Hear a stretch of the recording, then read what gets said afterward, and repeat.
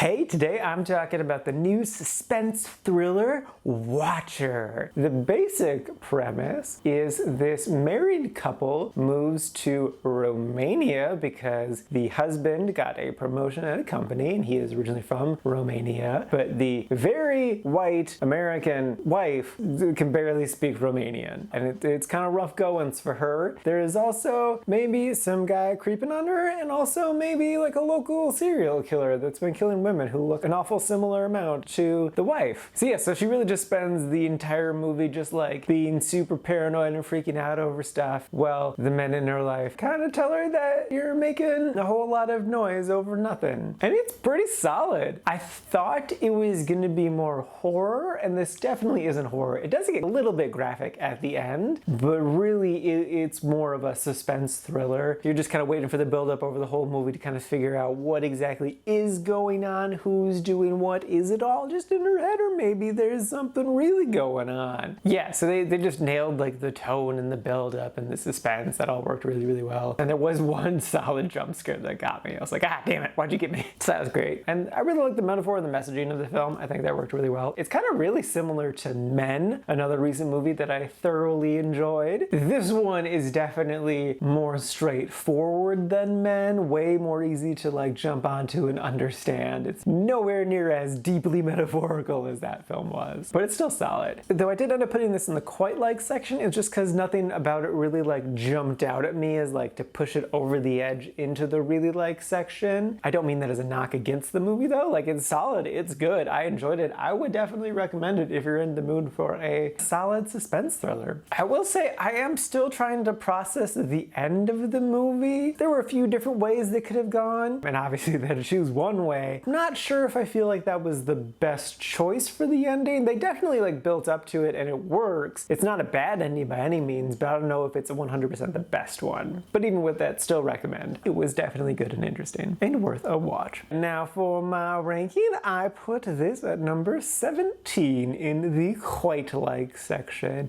And this is out of a total of 26 new movies so far this year.